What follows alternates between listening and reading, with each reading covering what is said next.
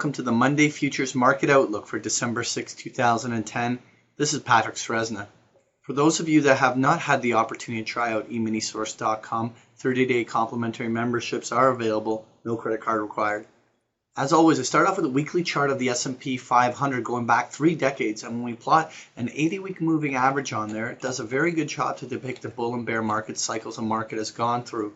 Back in mid-2009, we bullishly crossed above there, and we were suggesting that as the market pulled back down toward these levels, that if it found support along that 1,000 level on the S&P, that it would mark a swing low and subsequently would open the window for the market to rally for the remainder of the year up towards the 1,300 level. At this juncture, we believe that there's a distinct upside bias to this market.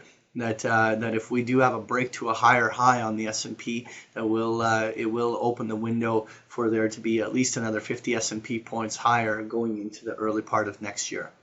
When we take a closer look at the S&P 500 using the E-mini futures contract on the daily charts, we were talking about this little flagging formation. We were saying that any break to a lower low below that 1175 level would have opened the window for maybe even a pullback down toward 1150. But in the bigger picture, we were looking for, and we all along, was about a 5% market correction that would take about 2 to 3 weeks in duration to play out.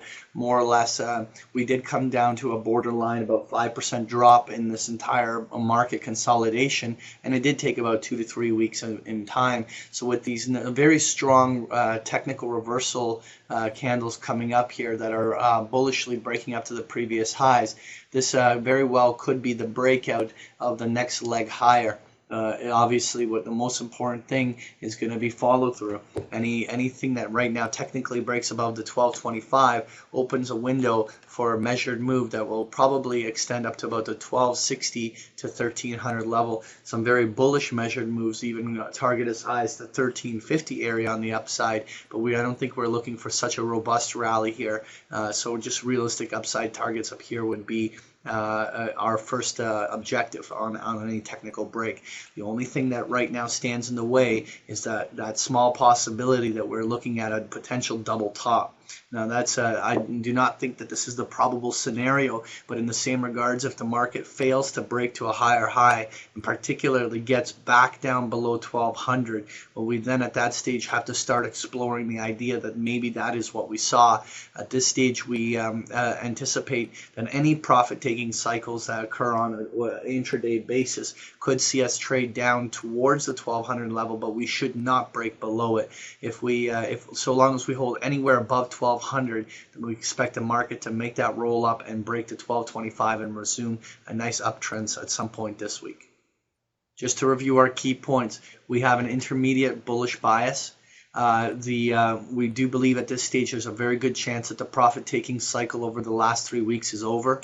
We need the market to break and hold at new highs for to negate the possibility of a double top. And investors can be looking for a potential rally into the first quarter of next year. The only thing that can obviously derail this, obviously one thing would be some significantly bad news at this stage coming out of the Eurozone that may drive a brand new leg lower in the euro. If that was to happen, that would at least create a lot of a damper on any potential follow through on a rally. Doesn't necessarily mean that the market will sell off, but also a failure to break to higher highs would immediately put some concerns in about a double top along the upside. Next year, I want to take a look at the E-mini NASDAQ 100 on those same daily charts, and we see that we're back at the previous highs, almost an identical setup to what we saw on the S&P 500 chart. Anything that breaks above the 2200 area on the upside of the NASDAQ, there are moves that measure all the way up to the 2350 area, 2300, 2350 area on the upside. That would be all reasonable upside targets again, but we would want to see the NASDAQ and the S&P break out in unison. Next year, I want to take a look at the US dollar index, and this is where we're going to be getting much of the driver for the next part of the move in the market. We basically had a very robust US dollar rally that over the last 2 weeks, and that sort of was spurred on by weakness in the euro and the eurozone. We're targeting somewhere approach near 82 on a breakout above the 80 and a half area on the upside.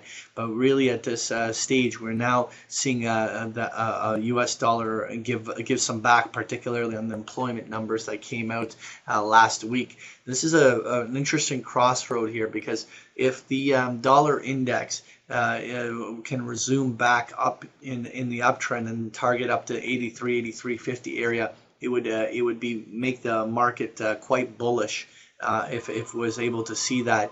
In the same regard, if that dollar index continues to weaken here, particularly if it worsened below 78 this week, then that could actually make it difficult for the market rally to really gain any momentum. So if anyone wants to be bullish on the markets, we're looking for the U.S. dollar to potentially strengthen at these levels. Next here, I have a chart of gold, and when we look at the daily chart of gold, we were last week discussing the possibility that we may see a head and shoulders formation style pattern if we saw a break or the lack of a break above the 1380 area, and that we would obviously have needed a break of the neckline at the 1320 area on the downside. Never got that. The market simply followed through all the way back to its previous highs, which we now have adjusted that focal point to the 1410, 1420 area to mark off exactly where that possibility of a double top is. But we're at that double top of gold at the exact same time that we're out there with the S&P and with the NASDAQ. And a lot of this will play on the weighting of the dollar in there. But if we have gold that breaks anywhere solidly above 1420, the window is open for it to go all the way to 1450, 1470 on the upside on this particular leg. So let's just see whether or not there's any legitimate momentum behind any break here. Otherwise, there's always the risk of that double top here. Next here, I want to take a look at crude oil using that mini contract on the daily charts, and a very bullish chart on crude as crude had that very dramatic sell-off that almost hit or pretty much did hit $80 a barrel, and then spent the better part of the last 2 weeks completely rallying and having broken to higher highs. A very significant volatility whips back and forth, but we've now broken to a higher high on crude, which really opens that window of testing all the way up into the 91, 92 area. The only thing that really at this stage could derail a move all the way up to 91, 92 would be an immediate reversal candle to negate the breakout candle to new high that came in on Friday.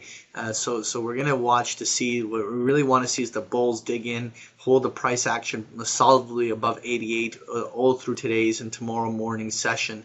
If we see that, then we should have oil continue on its path higher.